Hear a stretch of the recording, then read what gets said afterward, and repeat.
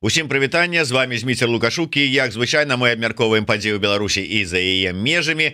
Ну і вось у нас сёння такі дзень адразу пасля першага вялікага двайнога стрыму, дзе быў Усаў і вось кіношнікі, як так мы кажам, людзі, якія знялі выдатны фільм, які паказваюць на Берлінары. І вот адразу у нас зараз таксама будзе вялікі двайны стрым, і першым у нас у студыі намеснік прадстаўніка па транзіце ўлады аб'яднанага пераходнага кабінета, намеснік кіраўніка народнага антыкрызіснага управлення, прадстаўнік фракцыі спіц-латушкі і руху за свабоду ў каардынацыйнай радзе Артём Брухан. Добрый дзень, Артём. Потым у нас будзе таксама прадстаўніца, каардынатарка народных амбасадаў Беларусі і кіраўніца камісіі, міжнароднай камісіі каардынацыйнай рады, актывістка беларускай дыаспары ў Славаччыне. Так, Александра Мамаева выскочила из головы, заговорыўся ўжо, але яна можа далучыцца нават напрыканцы нашай размовы с Артёмом. Паглядзім, далучым, зробім такі нечаканы сюрпрыз для Артёма, про які ён ужо папярэджаны, но тым не менш. Артём, давай мы пойдзем по наших аслоўных тэмах. Я заўсёды люблю Артёма как бы так нагадывать, что ён былы бюрократ, чыноўнік, працаваў у выканкаме і заўсёды звяртаюся до гэтага яго досведу. Скажи, калі ласка, апошнім часам Лукашенко, ну уже там раней ён любіў просто про сінія пальцы казаць, что я там сінімі пальцамі не трымаюся. Это ўжо там некалькі десяткаў гадоў ён любіць это паўтараць. А апошнія некалькі месяцаў раптам з'явілася ў яго тэза такая, что новае пакаленне, вось яно прыходзіць, нам тут трэба будзе саступіць яму месца, яны вот нам прыходзяць на смену, і ну там розныя варыянты, бо ўжо некалькі разоў ён казаў. Вот сядзіць чыноўнік у брэсцкім аблвыканкаме і чуе такое, якая рэакцыя? Ну, слухайте, я думаю, рэакцыя такая, якая будзе ў любога нармальнага чалавека. Ну, хутчэй бы.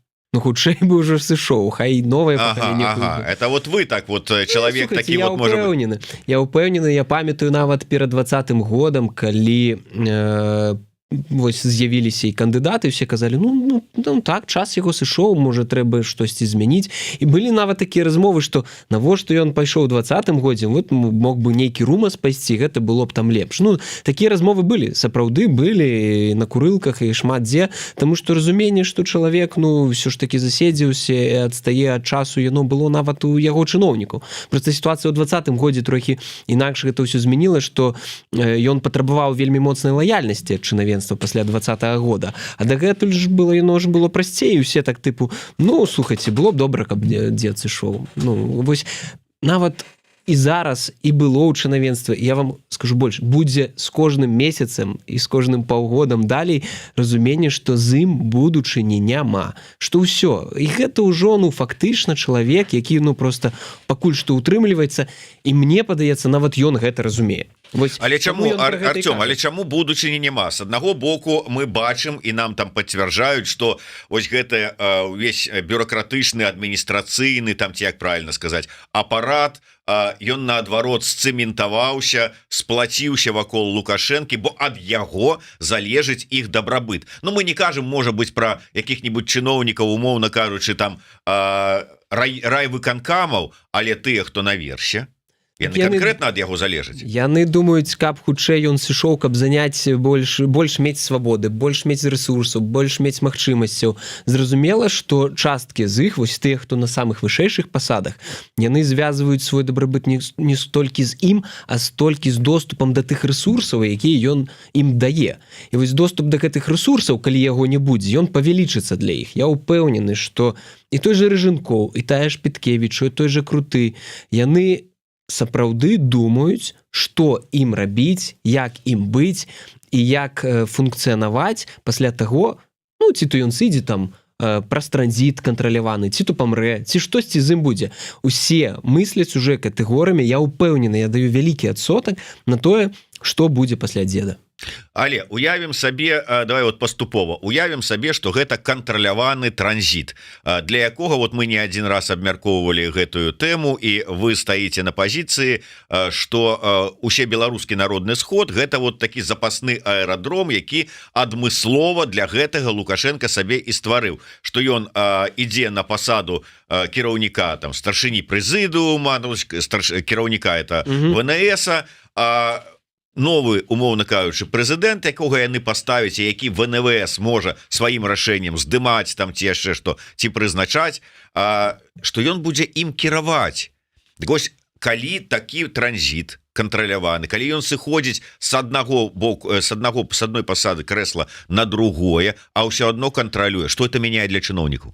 Ну, глядзіце, шмат чаго мяняе. Ўсё роўна чалавек, які будзе займаць пасаду прэзідэнта, гэта чалавек, які будзе спрабаваць весці самастойную палітыку. У нас ёсць вельмі добры гістарычны прыклад, не такі далёкі, гэта Казахстан.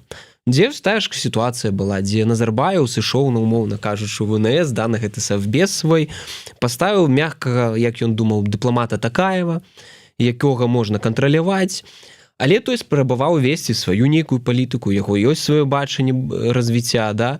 І вось калі Назарбаеў пачаў вельмі моцна ўладзіць і ствараць сапраўды сітуацыю двоеўладдзя, вось той самы Такаеў, які меў дачыненне да аператыўнага рэсурсу, ну вось дзе Назарбаеў, дзе Такаеў.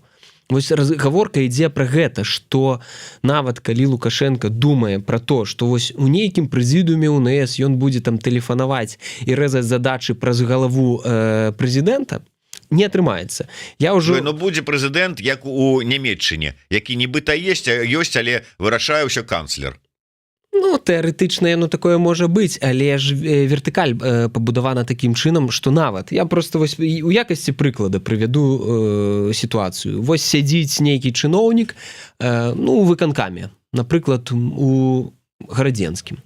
І яму тэлефануе з адміністрацыі нейкі там начальнік управлення і кажа: вось вам трэба гэта зрабіць. Ну, зразумела, адміністрацыя, да, трэба рэагаваць адразу. Што робіць гэты чалавек? Ён кладзе слухаўку і тэлефануе свайму непасрэднаму кіраўніцтву. У першую чаргу, каб запытацца, што мне рабіць у такой сітуацыі? А што, як узгадніць? А кіраўніцтва тэлефануе ў канцылярыю там ці ў прыёмную ВНС? А яно там пакуль... І вось, і яно кажа: пачакайце. І ўзгадняе сітуацыю, рашэнне запаволіваецца, і ўсё гэта працуе не так эфектыўна, і ўсе разумеюць, на халеру нам чакаць нейкага рашэння, нейкай арганізацыі дзесьці там далёка, нейкага УНС, які збіраецца раз на паўгады незразумела дзеля чаго, калі ёсць вось аператыўная ўлада, якая вось зараз гэта ўсё робіць. Гэта створыць сітуацыю двоеўладдзя. І як толькі чалавек, які зойме пасаду прэзідэнта, атрымае нейкую долю самастойнасці ў прыняцці рашэнняў, а як, калі ён зойме гэтую пасаду, гэта будзе, адразу сітуацыя змяняецца. І вось гэта тое, што важна разумець і таму чынавенству. Яны вельмі добра павінны разумець, што калі Лукашенко сыдзе на транзіт, ці памрэ, неважна, транзіт можа быць розны. Кантраляваны ці не кантраляваны пад зямлю, там гэта ўжо па-рознаму. Але так ці інакш сітуацыя будзе змяняцца. Давай мы там і другія сцэнары пазней разгледзім. Я зараз просто звярнуся да матэрыяла. Некалі добры палітолог Евген Прыгерман, часты ў мінулым госць нашай студыі на Карла Маркса 5 у Мінску, зараз стаў канкрэтным прапагандыстам, і ён апублікаваў у такім часопісе, які належыць Джеймстаунскаму фонду, Еўразія Daily Monitor, чарговы свой артыкул. Я так разумею, гэта не першы артыкул, які ён там друкуе. Так вось, я цытую, не на английской, тут як пераклали: еще одной ключевой и повторяющейся темой, на которой акцентирует внимание действующий лидер, является смена поколений в белорусской политике, что указывает на продолжающийся процесс транзита, который Лукашенко намерен реализовать в течение своего 7-го и, вероятно, последнего президентского срока. Ну, то есть, по-першае, Прыгерман, ну, як якого калісьці называлі молодые волки, стая молодых волков Макея. Ну вот зараз, то есть человек как бы у теме лічыць, что по-першае, транзит працягваецца, не тое, что вот ён пачнецца, а працягваецца, ён уже пачаўся, а по-другое, апошні тэрмін. Чакаць засталося, ну, 4 гады. Ну, слухайте, я бы пачаў вось з чаго. Зразумела, што ўся прапаганда, усе праўладныя гэтыя палітолагі, прапагандысты, яны казалі, што сапраўды зараз ідзе перабудова палітычнай сістэмы Беларусі. Вось калі стварыўся УНС, гэта все вельмі важна, гэта сапраўды перабудова сістэмы, і вынікам гэтай перабудовы палітычнай сістэмы лагічным яе вынікам сапраўды быў бы сыход Лукашэнкі. Ну, сапраўды, 25-м годзе. Але, ну, як кажуць, ну, перабуўся у палёце. Ну, яны вырашылі, што яшчэ не час. І зараз яны проста адцягваюць гэтую сітуацыю. Ведаеце, і так гэта вельмі выгодна казаць у тым сэнсе, што, ну, глядзіце, вось, все, у 25-м годзе палітычная перабудова скончваецца, будзе новы чалавек, адбудзецца транзіт улады. Але зараз сітуацыя такая складаная, не час. Не той час, каб гэта рабіць. Давайте трохі пацерпім яшчэ адзін тэрмін. І вось у 30-м годзе уже 100% гэта адбудзецца. Але ў 30-м годзе таксама можа быць складаная сітуацыя. Вось тут яны заставляюць вось гэту сабе вось гэты лаг часовы. Але так ці інакш, я сапраўды пагажуся з тэзай пра тое, што УНС быў створаны для транзіта. Але ён не быў рэалізаваны. І гэта хутчэй за ўсё звязана з асобай Лукашэнкі, з яго псіхалагічнымі там асаблівасцямі ці штосьці яшчэ. Я вось тут мне складана, тут больш Сергей Чалы можа пракаментаваць. Але мне падаецца, што гэта звязана з тым, што, ну, на бумагі ўсё было пакладзена добра. Ну, сапраўды, ну, вось парламенцкія там УНС яны правялі, потым Лукашенко сыходзіць на УНС і новага яны абіраюць прэзідэнта, і вось адбыўся вось гэты пераход улады, транзіт улады да маладога пакалення. Але вось зараз не час, і давайте яшчэ працягнем яго на 5 год. Але так ці інакш, калі нават Лукашенко, калі яго вось гэтыя палітолагі, эксперты, прапагандысты, нават тур, яны ўсе кажуць пра змену пакаленню, разуменне таго, што гэта неабходнасць у номенклатуры, у чыноўнікаў, у палітычнага кіраўніцтва гэтай вертыкалі ўлады, яно ёсць. Таму што разумеюць, нават яны разумеюць, што Лукашенко прывёў Беларусь у такі грамадска-палітычны крызіс, у такую міжнародную ізаляцыю і десуб'ектнасць Беларусі, ну, якая пагражае сапраўды стратай незалежнасці. І Лукашенко-то памрэ. А ім-то што з гэтым усім рабіць? Ну, вось, дарэчы, яшчэ апозіцыйныя кругі і многія на Западзе, очевидно, не верят, вот, сидит, не верить, оппозиционный круг на Западе, что все эти обещания, особенно последние, ну, мается на увазе, ну, вот это вот сыход, нет, докладней, давай по-іншаму. Значится, Прайгерман выделяе 4 прыярытэта Лукашэнкі на 7-й тэрмін. Вот тое, што ставіць перад сабой за мэту Лукашенко, што ён абяцае это самае выканаць. Першае, это умацаванне суверэнітэту Беларусі. Ну, ад Лукашэнкі мы уже чулі гэтую фразу, што гэтыя бліжэйшыя 5 гадоў гэта павінна стаць тымі гадамі, падчас якіх, як там, канчаткова знікне пагроза страты суверэнітэту. Так, здаецца, это гучала ў яго. Другое, не удзел Беларусі ў вайне. Третье, тое ж, пра што мы зараз сказалі, смена пакаленняў у беларускай палітыцы. І четвертое, единство белорусской нации, в том числе строительство мостов, взаимопонимание с оппонентами. Лукашенко и яго рэжым хоча вось з вами і Артём у тым ліку мосты ўзаемаразумення наводзіць, а вы конкретно упираетесь и не верите. Дык вось, оппозиционные круги и многие на Западе, очевидно, не верят, что все эти обещания, особенно последние, сбудутся в ближайшее время. Однако все более сложные геополитические реалии вокруг Беларуси дают основание ожидать, что Минск попытается сделать хотя бы некоторые примирительные шаги в отношении своих политических оппонентов. Ну, слухайте, яны ж тут за дурня ўсіх трымаюць. Яны будуць спрабаваць, як яны, дарэчы, мне падаецца, і ў 21 годзе ж гэта рабілі. Створвалі такія псеўда-апазіцыйныя арганізацыі тыпу круглага стола дэмакратычных сілаў вашага сябра. Это, в кавычках. Это ён лічыць, што я яго сябра. Ці я яго лічу. Ну ладно, не важно. Вось, Воскресенскага. Ну, то бок яны пад відам сапраўднай дыялогу з палітычнымі апанентамі, як яны кажуць, яны будуць прадаваць дыялог там з умоўнай Канапацкай, там яшчэ з кімсьці, там з Воскресенскім, з Пратасевічам. А вось тыя, хто з'яўляюцца сапраўды палітычнай альтэрнатывай, яны лічаць экстрэмістамі, тэрарыстамі, там кім толькі не лічаць. І з імі ніякай размовы быць не можа. Размова можа быць толькі з канструктыўнымі людзьмі. Ну, вось сёння всё павернецца, іногда не да закона, ўсё дзела, ўсё нормально. Ну, слухайце, вось пакуль гэта рыторыка. Ну, давайте глядзець на дзені. Ну, вось у них ёсць магчымасць дыялог з палітычнымі апанентамі. Хай вызваляюць тых людзей, якія незаконна утрымліваюць у вязніцах. Хай вызваляюць сваіх вось палітычных апанентаў. Вось гэта крок. Вось гэта будзе зразумелы крок. Пакуль гэта паўнамёкі, пакуль гэта рыторыка, пакуль гэта прапаганда, пакуль гэта пыл у вочы. Ёсць канкрэтныя крокі, якія будуць сведчыць пра тое, што, дарэчы, піша пра Егерман. Іх няма. Дарэчы, вось, калі казаць пра, от мне вельмі гэта спадабалася, што аказваецца, што працэс-то транзіту ён ужо ідзе.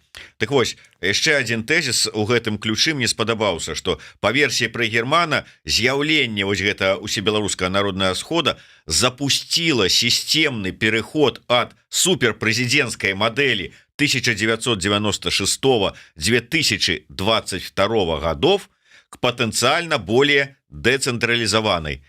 Скажите мне, Артем, як все ж таки чалавек, які разбіраецца в этой пабудове, у 22-м годзе суперпрэзідэнцкая краіна под кіраўніцтвам і по мадэлі Лукашенко скончыла сваё існаванне? Она стала мега-суперпрэзідэнцкай з улікам таго, што ён стаў яшчэ і старшынёй УНС. Ну пра што размова? Пра што размова? Зразумела, што гэта пыл у вочы, пра той пыл у вочы, які, кажу, як я казаў, на бумагі-то яно выглядае, вось калі нейкі эксперт там у ЗША не паглыблены ў кантэкст, ён чытае, ён сапраўды можа падумаць, ну як нейкія палітычныя працэсы сапраўды адбываюцца, унесены змены ў Конституцию, сапраўды з'явіўся орган, там 10 менш паўнамоцтваў сапраўды стала ў Лукашэнкі, але калі разабрацца, зразумела, што ён атрымаў яшчэ больш паўнамоцтва. Вось калі ён сыдзе на УНС, тады можна будзе казаць пра іншую сітуацыю. Пакуль рэчаіснасць іншая, і мы жывем у гэтай рэчаіснасці, і прадаць, што вось гэта зараз іншая рэчаіснасць, ну нельга, не атрымаецца. Ось галоўная праблема вось гэтых палітолагаў, яны спрабуюць паабяцаць штосьці, яны спрабуюць там аб'ясніць штосьці, растлумачыць камусьці, а рэчаіснасць б'е, прабачце, галавой аб стол, калі Лукашенко выходзіць і робіць вось нешта іншае. Ну вось. Тым не менш, давайте вось гэтую прыгерманаўскую частку нашай размовы завершым. Як я ўжо сказаў, з'явілася гэта у таблоідзе Джеймстаунскага фонда, Джеймстаунскага універсітэта, і яго чытаюць. Ну, прынамсі, хай сабе там не палітыка, не палітыкум, не, можа быць, не новая там адміністрацыя Трампа і не Трамп, але вось нейкія людзі, якія цікавяцца палітыкай, цікавяцца замежнай палітыкай. Спрацуе? От ўсё ж такі месседжы дасылаюцца? Ну не спрацуе, таму што акрамя, вось я зноў гэтую тэзу паўтару, акрамя месседжаў павінны быць крокі. Гэтыя крокі былі агучаны не аднойчы. І вось тыя, хто спрабуюць патлумачыць, што ну вось ён там дае месседжы, паўнамёкі, вось яны спрабуюць штось рабіць, ну уже сітуацыя змянілася. Патрабуюць канкрэтных крокаў, якія пацвярджаюць гэтыя намеры. Пакуль гэта выглядае толькі пачатак першага слова пра тое, што ёсць намер на штосьці змяніць. Але гэта, ну, несур'ёзна. Вось ёсць крокі, практычныя крокі, якія вось можна зрабіць, трэба зрабіць. Без іх нічога не атрымаецца. Можна спрабаваць там прадаваць, прапагандаваць, што давайте дадзім магчымасць, каб вось мы першыя саступілі, ці захад першы саступіў, каб вось даць больш поля для манёўру. Але поле для манёўру вельмі простае. Зрабі практычныя крокі. Хаця ж бы вызвалі вялікую колькасць палітвязняў. Велізарную. 500, 600, 1000. Хаця ж бы спыні рэпрэсіі. Яны ж не спыняюцца. Вось ён кажа, палітычны дыялог з апанентамі. Класны палітычны дыялог, людзей затрымліваюць кожнага дня. Гэта ж не дыялог.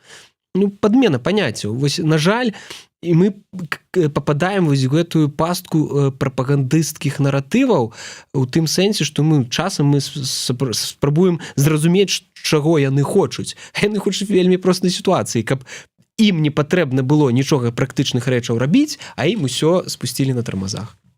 Але як бы там ни было, ўсё ж таки, калі гучаць словы у такім узросце чалавека пра смену пакаленняў, ты глядзіш на яго ўзрост, як ён там с аддышачкай, там все гэтыя справы, а ты малады чыноўнік. І ты думаешь, хаця бы чыста фізіялагічна, часта сыходзіць, і хутка, можа, ён сапраўды разумее, што трэба там неяк там адпусціць, даць маладым, каб гэтыя дзяды ўсе там троху пайшлі на пенсію, унукаў няньчыць, і надзеі-то ёсць? Конечно, ёсць. Людзіна, слухайце, як я казаў, не толькі, вось, ён сам жа казаў на нарадзе гэтай, кажа, слухайце, вы тут таксама сядзіце і чакаеце, калі я там здохну, не дачакаецесь. Конечно, чакаюць, усе чакаюць, і маладыя чыноўнікі, і не маладыя. Таму што зразумела, што дастала. Таму я думаю, што гэта чаканне ёсць, і я паўтаруся. Усе ўжо думаюць, а калі не думаюць, то павінны думаць пра тое, што будзе пасля яго. Калі гэта будзе не праз год, не праз 2, не праз 3, так праз 5. Таму што ўсё роўна нам усім потым жыць у Беларусі, нам усё роўна потым будаваць нашу краіну, адстойваць яе незалежнасць. І ведаеце, калі там безумныя азаронкі кажуць, што я нават не думаю, што будзе пасля Лукашэнкі, вы ж не безумцы там. Вы ж там умныя людзі. Вы ж разумееце, што трэба будзе нам неяк жыць. Але давайте вось некалькі варыянтаў, пра якія я казаў, што ўсё ж таки разглядзець, цікава ваше меркаванне.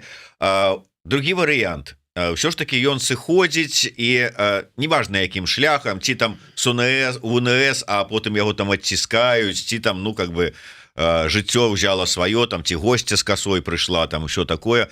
Яны ж ведаюць, у якой на сёння залежнасці ад Расіі знаходзіцца Беларусь. І прадумваюць яны, ён сыдзе, будзе шанс. А будзе шанс ці не, калі ім скарыстаецца Расія перш за ўсё? Слухайце, складанае пытанне, яно залежыць ад таго, у якім стане будзе Расія. Па-першае. Па-другое, слухайце, шанец заўсёды будзе. Шанец заўсёды будзе, таму што вось калі не будзе Лукашэнкі і калі будуць адразу зроблены нейкія крокі на паляпшэнне адносінаў з Захадам, практычныя, рэальныя, тады будзе гэтая магчымасць.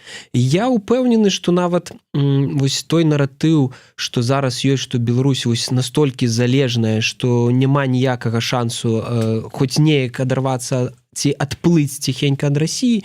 Не, калі адбудзецца змена, як кажуць, палітыкі Лукашэнкі ці яго самого, хутчэй за ўсё змена яго палітыкі адбудзецца, калі яго не будзе. Тады гэты шанец будзе. Тады ён 100% будзе, і тыя, хто вось вакол яго і ўнутры сістэмы, яны ж таксама разумеюць, калі прыйдзе Расія, то і ім месца там не будзе. Вось, і таму усе будуць спрабаваць скарыстацца гэтым шансам. Але без дыялогу з дэмакратычнай часткай грамадства, бо гарантам незалежнасці з'яўляецца ніякі не Лукашенко, ніякі не номенклатура, а беларускі народ, беларускае грамадства.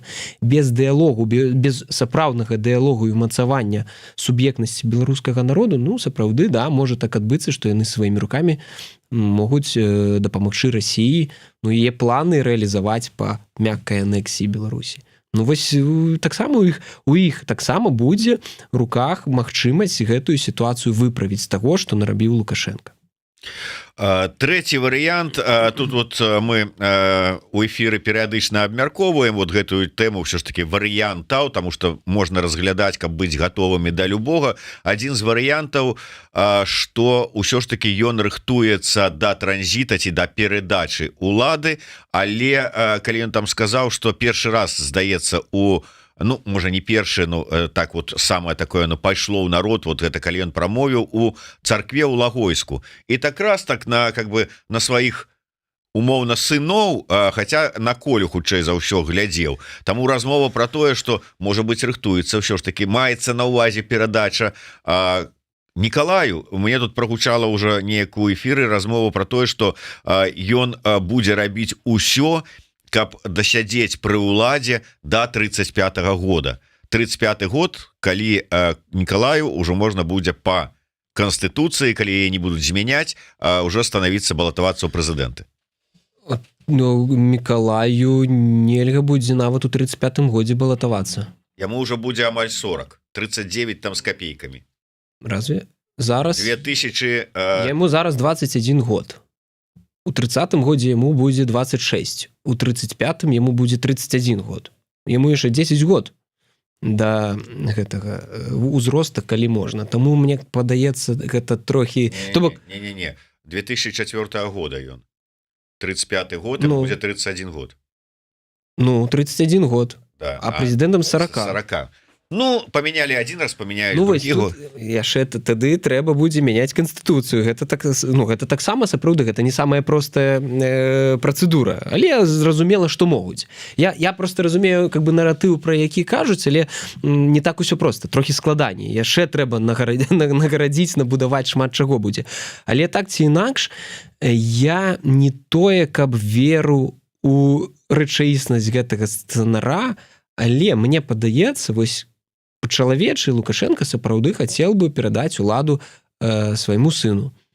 І я думаю, што больш за ўсё он бы хацеў бы перадаць уладу Мікалаю. Ну, бачна, што ён да яго так з такім піетэтам ставіцца. Таму чаму не? Я думаю, што у галаве як сцэнар гэта можа быць, але яго рэалізаваць даволі складана. І ўсё роўна прыйдзецца мяняць вось гэтую канстытуцыю.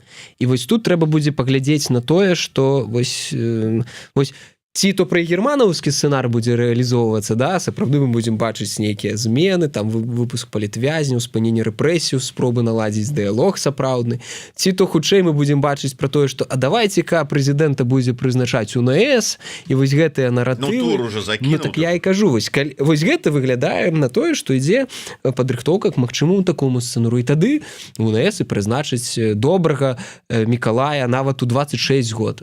Слухайте, скажуць, ну там Будзён і колькі год там генералам стаў, там ці, ну, прыдумаюць. Як прапагандысцкі абыграць, абгуляць, чаму Мікалай трэба быць прэзідэнтам пры мудрым старшыні УНС, яны прыдумаюць. Але ці то будзе гэта рашэнне ці не, ну, пакуль складана сказаць, але тое, што піар Мікалая адбываецца, чаму ён так адбываецца такім чынам, ну, мне сапраўды вельмі так цікава на гэтым назіраць, і праз вось TikTok яны там з гэтым Дзімдзімычам, і Мікалай ужо вырашыў амаль пытанне званку Зеленскаму, ведаеце, ну гэта ж так не слаба ў 21 год, і колькі яму там было. Ну, то бок гэта выглядае на піар, на такі вельмі моцны, прикольны піар. Вось Крутога піарылі быў час, потым Крутога вырашылі не піарыць, зараз Мікалая. Ну, паглядзім, можа всякае быць. Ну, правильно, потому что вот сапсаваў усю энергетыку Чалы сваімі каментарамі, дык я ж там Крутога піарыць пасля гэтага. Але я скепсіс адносна Мікалая чуў у тым сэнсе, што бюракраты яго не прымуць, і асабліва сілавікі. Тут варта прымаць увагу, а спадабаецца бюракратыі ці не спадабаецца у такой аўтарытарнай, таталітарнай фактычнай сістэме. Ну, а вось я думаю, што можа. Яму трэба досведу атрымаць хоць нейкага. Яму нейкі аўтарытэт і досвед трэба будзе дзесьці атрымаць. Вось я думаю, што сігналам таму, што Колю могуць пачаць рыхтаваць, будзе прызначэнне яго на нейкую пасаду ў хуткім часе. Тады, калі ён там... Ну, і па прыкладу Кадырова яшчэ медалёнай вешаць. Ну, і гэта, ну, там шмат чаго, да, але так, нейкую пасаду, напрыклад, там намеснікам амбасадараў Кітаі. Потым, там, віцэ-прэм'ерам. ці там яшчэ кімсьці. Ну тады гэта будзе конечно выглядаць, але пакуль сапраўды просто так узяць яго пасадзіць на пасаду прэзідэнта і казаць слухайце ўсе яго, сапраўды гэта можа выклікаць такую вельмі моцную турбулентнасць у вертыкалі. Ну сапраўды, тому што вось бачыце як вядзе нарады Лукашенко, і вось ці зможа ён кіраваць гэтымі міністрамі там і іншымі вось так. Ну я не думаю. Тут ему трэба конечно будзе трымаць досвед, і пакуль яго няма ніякага. Ну таким чынам атрымліваецца, што усе гэтыя размовы пра новае пакаленне это новая версія сініх пальцаў, которые не трымаюцца. Мне падаецца, на дадзены момант няма падстаў лічыць, што што гэта сапраўды так. Выглядае хутчэй, што гэта более такая прадвінутая версія прапаганды, пылу ў вочы. Яны разумеюць, што ўжо проста казаць я не трымаюсь сінімі пальцамі нельга, таму што ўсе бачаць, што трымаецца, і трэба неяк мадыфікаваць, апгрэйдзіць гэтую прапаганду. І вось такую хітрую, больш умную яны робяць яе. І пакуль выглядае так. Ну, магчыма, я памыляюсь, я бы, дарэчы, быў бы нават рад, што я памыляўся. Ну, яно было б, конечно, цікава. Там, как бы, тым не менш, вось гэтае з'яўленне кнігі про Лукашенко, якія написали яго там самыя бліжэйшыя, самыя ліслівыя подданыя. Гэта пачатак, ну я не ведаю, там бранзавізацыі яго ці як? Ну так, зараз яна з'явілася, тому што перадвыбарчая кампанія так званая. Гэта ж таксама для піара яны выкарыстоўваюць там вельмі моцна. Гэта просто такая інфанагода для іх вельмі добрая, каб нагадаць, чаму ўсё ж такі ён яшчэ павінен пасядзець некалькі год на ўзурпаванай пасадзе. Але у такім глобальным чыне так можа выглядаць на тое, што ідзе стварэнне культу асобы, і вось ці то гэта стварэнне культу асобы дзеля таго, каб транзітаваць, ці стварэнне культу асобы, каб ён сядзеў ужо там да апошняга, а пасля яго Мікалай. Ну вось тут пытанне, і прагназаваць, пакуль складана. Пакуль я думаю, што, дарэчы, у іх таксама ёсць таксама нейкія сцэнары. Яны будуць глядзець, як будзе кантэкст развівацца. У іх это ў каго? Ну, сістэмы рэжыма. 100%. Мне такое адчуванне, што яны ўсе сядзяць і чакаюць, што ім там Лукашенко скажуць, бо баяцца нешта там самі прапанаваць і прааналізаваць. Зразумела, што там нейкі ёсць штаб палітычнае вось гэтае кіраўніцтва. Я не ведаю, хто там уходзіць, там чалавек 10-15, але яны, я думаю, нейкія прапановы яму прыносяць, спрабуюць там адгадаць яго чаканні. Ну гэта ж такія царедворческія ігры там таксама ёсць, я думаю. Таму я думаю, што ўсё ж такі яны не могуць сядзець і чакаць, што ён там прапановы. Дарэчы, ён заўсёды іх будзе патрабаваць. Несці прапановы, я буду прымаць рашэнні. Яно так будзе. Ну ён заўсёды кажа там, типа, вы павінны самі вырашаць, прымаць рашэнні, шевяліцца, а потым як толькі ты прымеш нейкае рашэнне, адразу... Вось так пабудавана, да. Таму яны таксама разумеюць, што так пабудавана, і я не думаю, што ім гэта падабаецца. А што так вот, умоўна кажучы, вось ён на пасадзе кіраўніка прэзідыума там УНС, нейкі там новы прэзідэнт, які там пачне, вот як вы сказалі, ўсё ж таки хоць паціху, но паступова пад сябе нешта змяняць, будзе спецыяльная камера у СІЗА КДБ, дзе будзе напісана там типа прэзідэнт Беларусі 2. Все, где ему буду, что-то ты там куды месці сабраўся, бачиш, вот все готово. Ну, слухайте, гэта уже такое, мне складана гэта каментаваць. Ну, я не ведаю, мне кажется, гэта нереально. Просто в опыт Такаева улічылі, і ўсё.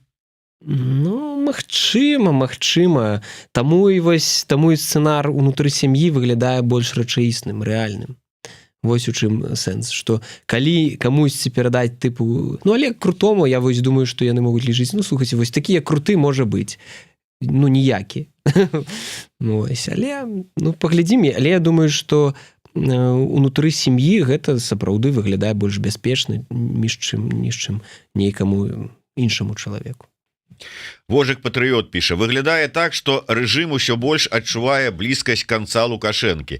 На гэтым фоне, мабыць, чыноўнікі сталі больш ахвотна ісці на кантакт, альбо ў іх нос у бок РФ.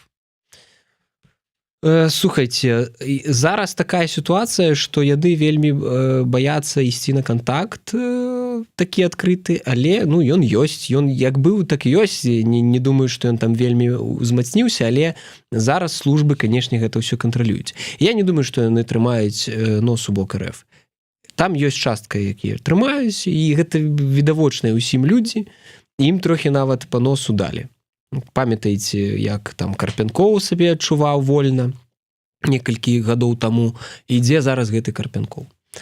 То бок зразумела, што такіх відавочных прарасійскіх, ультрарасійскіх, якія хочуць падмігваць Маскве, іх будуць трохі стрымліваць у гэтым накірунку. Але вось я думаю, што калі пасля вось гэтых так званых выбараў ці будзе нейкая вось спроба рэалізаваць тое, што кажа пра Герман, кантакты, канешне, могуць павялічыцца. Але пакуль яны ж таксама запалоханы. Ведаеце, ну рэпрэсіі ж ідуць у Беларусі. Ідуць вельмі моцна. І што, думаеце, яны не разумеюць, што яны пад наглядам КДБ? Ну... Артём, калі мы кажам пра гэты сцэнарый, які распісаў пры Герман, а можа быць, ну дакладней, а ці не можа быць так, што там рэжым сапраўды хацеў бы пайсці по гэтаму сцэнару. Ён не ідзе, таму што ён бача? Ён нічога не бача. Як там мне Воскресенскі напісаў, што мы чакалі плюшак з боку захада за вызваленне палітвязняў, а нічога не дачакаліся. Так вот, как бы яны чакаюць, а ніякіх там как бы намёкаў нема, плюшак нема. І думаюць, як же ж мы пачнем вось гэта ўсё без аніякіх там гарантый, без аніякіх там намёкаў, што мы там гатовыя пайсці насустрач. Можа быть, для таго і артыкул, каб там неяк пачалі шевеліцца насустрач. Глядзіце, ёсць парадак. Парадак вельмі просты. Санкцыі былі введзены, частка санкцыяў за тое, што ў Беларусі з'яўляліся і з'яўляюцца палітвязні. Вызваляеце палітвязняў, за гэта здымаюцца санкцыі.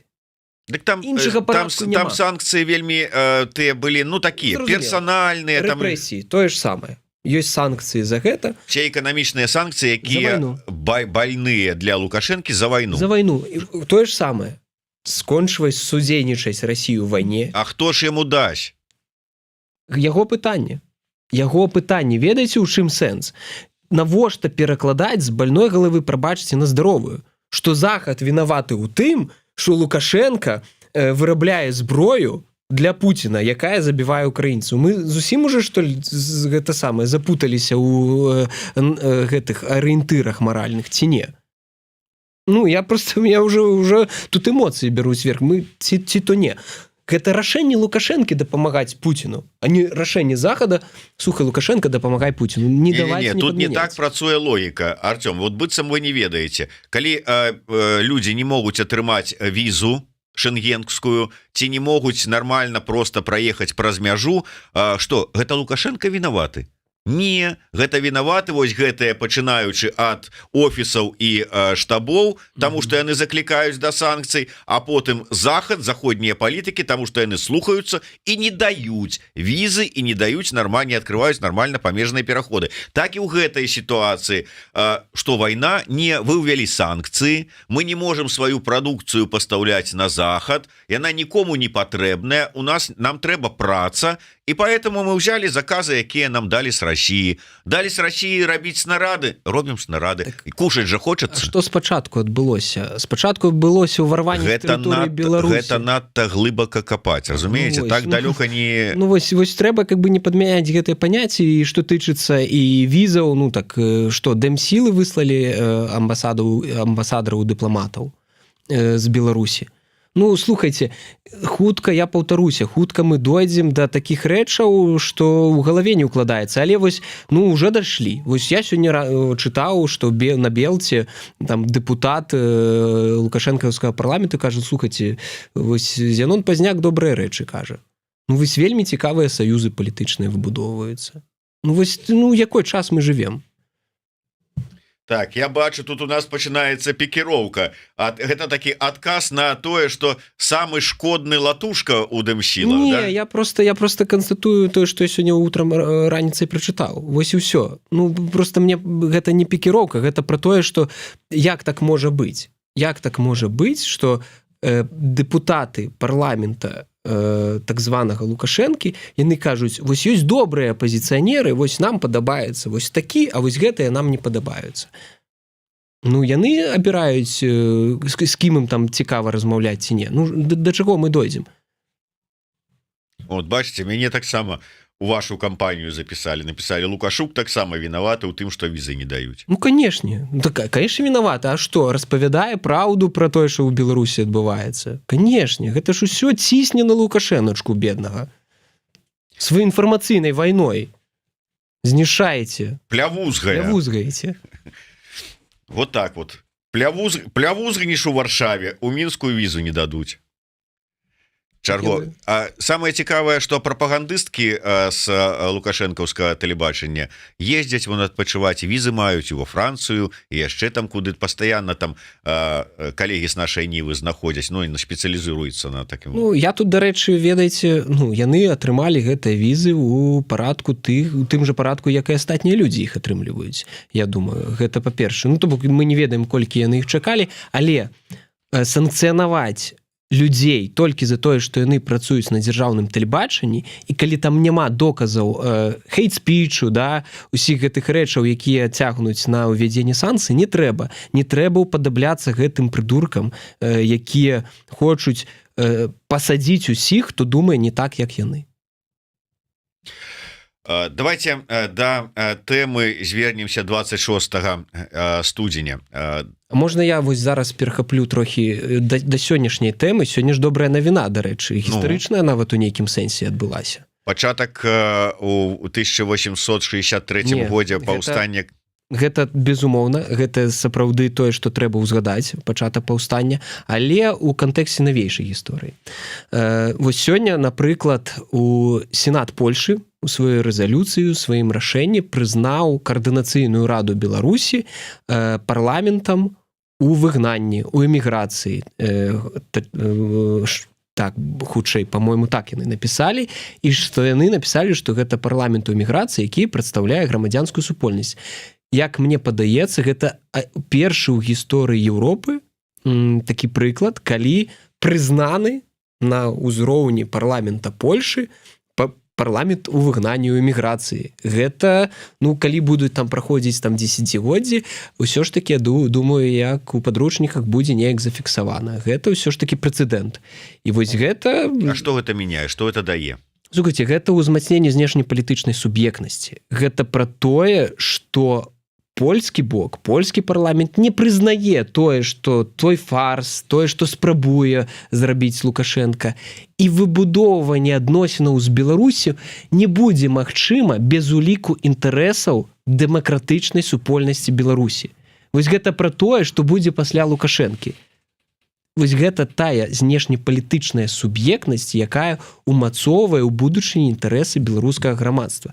Гэта першае. Па-другое, сёння нават і Галоўчынка прагаварыўся ў інтэрв'ю. Ён кажа, ну, слухайце, мы можам займацца ўнутранай палітыкай, а на знешнім контуры мы не наўплываем ні на што. Яны прызналі, што на знешнім контуры яны не ўплываюць ні на што. Чаму? Ну, таму што частка суб'ектнасці знешнепалітычнай яны аддалі Пуціну, а частка знешнепалітычнай суб'ектнасці ў адносінах з Захадам знаходзіцца ў дэмакратычных сілаў Беларусі. І гэта знешнепалітычная суб'ектнасць толькі ўзмацняецца. Гэта адно з галоўных, дарэчы, дасягненняў беларускай рэвалюцыі 20-го года. Вось. Ну, вось, прызналі-то яны прызналі, і шмат чаго прызнаюць, і тут у мяне два каментары, можа быць. Можа быць, лепш бы яны прызналі пашпарт новай Беларусі? Слухайце, гэта складанае пытанне ў тым сэнсе, што гэта праца будзе весціся, можа і прызнаюць. Я вось тут не магу сказаць, што гэтага не адбудзецца 100%, хаця чытаў навіны, там, якія ў Літве адбыліся, але зараз будзе праца па адвакацыі гэтага праекта, я так разумею, вельмі моцная, дыпламатычная праца. Ну, ці адбудзецца гэта, ну, я бы тут не стаў прагназаваць, шчыра кажучы. Ну, ўжо шэраг краінаў на захадзе зрабілі такія заявы, што яны не будуць прызнаваць выбары гэтыя што адбываюцца ў Беларусі. І сёння сенсацыйную заяву зрабіў МЗС Беларусі. Ну я правда как бы так адразу, калі там сенсацыйная заява, нечаканая, МЗС Беларусі зробіць, адразу такія думкі, што ж там можа быць. Потым падумаў, не, калі б была там рыхтавалася заява у стылі «я устал, я ухожу», то это напэўна там адміністрацыя там зрабіла б такую абвестку. Таму чаканні былі ўжо, ведаючы, што Глас яшчэ не паехаў у Турцыю, чаканні былі, што вот этот вот та самая младшы сын прэс-сакратаркі расійскага МЗС как бы добра так у сваім стылі адкажа. Вот у распаражэнні МЗС аказалася заява еўрапейскай службы знешніх дзеянняў, якую яны і плануе зрабіць пасля выбараў. Выбары толькі пачаліся, а там ужо ўсё асуджана і не прызнана. Вывучаная намі заява кажа, што еўрапейскія дыпламаты распісваюцца ў сваім бяссіллі. Вот вы кажаце пра контур там МЗС, еўрапейскія дыпламаты распісаліся ў сваім бессіллі. Конечно, вось гэта пра тое кажацца, пра тое, што ну вось вы там нічога не можаце, а мы вось вяртаючыся да Глаза, глядзіце, гэтая заява. Вось гэта сапраўды не тое, каб фіаска Ражынкова, но гэта вельмі смешна выглядае. Мне падаецца, проста яны з раніцы пачалі святкаваць дзень дыпламата, Глаз. А яшчэ ён працягвае святкаваць прызначэнне, што ён з гэтай пасады сыходзіць, злятае ў Стамбул. І я думаю, што гэта святкаванне зацягнулася, яго з раніцы сёння такая геніяльная ідэя нарадзілася. А давайте зробім вельмі моцную заяву. Вось такую. Ну і нават там пераблытаў даты, ўжо ўчора адбыліся дэбаты, сёння ўжо рэзалюцыя прынята, дарэчы. Але яны сёння толькі даведаліся ўжо дэбаты. Ну, то бок, хутчэй за ўсё, чалавек проста вельмі добра святкуе сваё новае прызначэнне і на сыход вырашыў яшчэ там трохі папіарыцца, штосьці такое ляпнуць. Але ж зразумела, з пункту гледжання дыпламатыі, ну, прабачце, гэта, ну, выглядае смешна. Сапраўды, яны абясцэньваюць беларускую дыпламатыю, якая і так вельмі моцна пастрадала ад гэтага ўсяго. І па-другое, ну, калі ў чалавека разуменне, што выбары гэта выключна дзень выбараў, ну мне яго жаль. Ну, ён зусім не разбіраецца ні ў паліталогіі, ні ў электаральных працэсах, ні ў грамадсказнаўстве. Ну, ні ў чым не разбіраецца тады. Ну, прабачце, ну, выбары гэта ж не толькі дзень выбараў. Гэта весь працэс. І да ўсё яны выдатна разбіраюцца. Ну, просто тады, ну, калі нават разбіраецца, ну, тады ён просто хлусіць, як заўсёды хлусіў. Ну, вось, таму, ну, піар, вось, зрабілі такую моцную заяву. Ну, каго яны здзівілі такой заявай? Давайте вось вернемся да працэсу. І ну, пачалося гэта так званае датэрміновае галасаванне, якое паводле высноваў назіральнікаў папярэдніх і тое ж самае абдзівча БСЕ, гэта асноўны такі фармат і магчымасці для фальсіфікацый з боку рэжыма. Тым не менш, за першы дзень, калі я не памыляюся, амаль 8% ад усіх, хто мае права прагаласаваць, прагаласавала. Там, я так бачу, ўжо нават так і спаборнічаюць паміж сабой, там, обласці, раёны, там, хто больш, там, і гэтак далей. Это нармальная практыка? Раней такое таксама было? Ну, так, конечно, спаборнічаюць, канешне, і будуць спаборнічаць. Так, у рэгіёнах заўсёды патрабавалася, каб датэрміновая яўка была вялікая. Гэта сведчыць пра тое, што, ну, па сутнасці, яны ж спрабуюць прадэманстраваць, што ў рэгіёнах ёсць актыў Лукашэнкі, які можна па вось прыказу, да, там, па ціску падняць і зрабіць тое, што яны хочуць. І зрабіць такім чынам, ну, каб гэтыя там фальсіфікацыі, ўсё было, ну, не так бачна. Ну, гэта проста спроба выкарыстаць свой актыў вось такім чынам, прадэманстраваць, што вось ёсць у нас вось так. А увогуле, даходзяць, можа быць, там якія-нибудь настроі з рэгіёнаў, там, калі там сніз там былымі калегамі там і сябрамі, але, можа быць, ёсць контакт. Што людзі кажуць, якое стаўленне да вось гэтага працэсу правядзення этого выбарчага рытуала? Да ўсе разумеюць, што гэта фарс. Все разумеюць, што гэта фарс, але пытанне ў тым, што сістэма цісне на людзей. Яна іх застаўляе ісці на гэтыя выбары. І вось тут пытанне, людзі не ведаюць, як рэагаваць, што і вось мы тут прапанавалі, ну, як можам, бяспечны крок адзіны магчымы бяспечны крок. Не трэба казаць, я не пойду і лезьце на абразуру. Ну ідзіце, пастаўце там супраць усіх. Вось прапанова. І, дарэчы, гэта будзе нават ствараць складанасці для гэтых фальсіфікатараў. А для вас, ну, больш-менш бяспечна. Калі будуць пытаць, за каго вы там галасавалі, заўсёды можна сказаць, я правильно прагаласаваў. Ніхто ж не запытае, як. Нават не трэба казаць, як. Ну, гэта прапанова дзеяння тым людзям, якія знаходзяцца ў Беларусі. Можна, канешне, прапанаваць, заставайцеся, сядзіце дома, але я вось нават у нейкіх ступені, вось у людзі, якія працуюць у бюджэтных установах, я думаю, гэта не так бяспечна для іх нават будзе. Будуць пытацца, а дзе вы былі, а што вы рабілі? Ну, лепш схадзіць, зрабіць так, каб ім было складаней фальсіфікаваць. Артём, я ну как бы не здзіўляюся, калі нават не тролі з ботамі, а калі там звычайныя людзі пішуць пасля вось таго відэа, якое зрабілі сумленныя людзі, што так апазіцыя ж вот аддым сілы ж яны ж заклікаюць ісці галасаваць. Я разумею, што ну некаторых гэта праца разганяць гэтую тэму, ну некаторыя можа сапраўды там ведаеце, як это кажуць, як працуюць фейкі. Фейк побачыць там умоўна кажучы мільён, а абвяржэнне фейка побачыць у лепшым выпадку 100 000. Так і тут можа быць і такое, но днямі буквально я бачу ад Байпола заяву, дзе сярод іншага пішацца: у той час, калі астатнія структуры заклікаюць ісці і галасаваць. І я думаю, слухайте, ребята, што у вас паміж вами там робіцца? Вот як вы поставіліся до такого? Ну, слухайте. Не, добра, давайте спачатку. Заклікаеце? Глядзіце сюда. Я скажу шчыра. Заклікаю. Наша каманда прапанавала, каб людзі ішлі. Сапраўды. Але калі адбылося разуменне таго, што вось ёсць людзей выклікаюць і кажу, калі вы пойдзеце, мы вас там затрымаем яшчэ штось. Ну, конечно, мы не будзем заклікаць людзей. Калі мы прапановваем людзям зрабіць так, максімальна бяспечна для іх. Максімальна бяспечна для іх.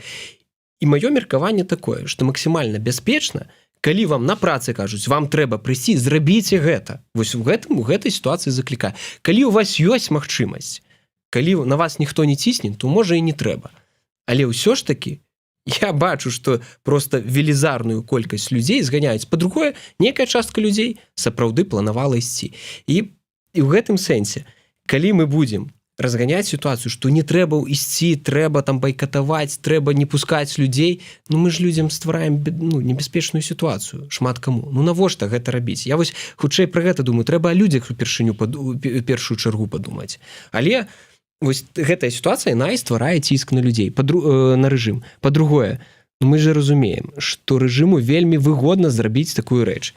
Стварыць сітуацыю, каб актыўныя беларусы не пайшлі, і загнаць туды свой актыў, і яшчэ ціснуць на бюджэтнікаў, каб яны галасавалі за Лукашэнку. І ўсё гэта скончыцца тым, што галасоў супраць Лукашэнкі не будзе. Ён нейкім чынам, прабачце, шчыра пераможа.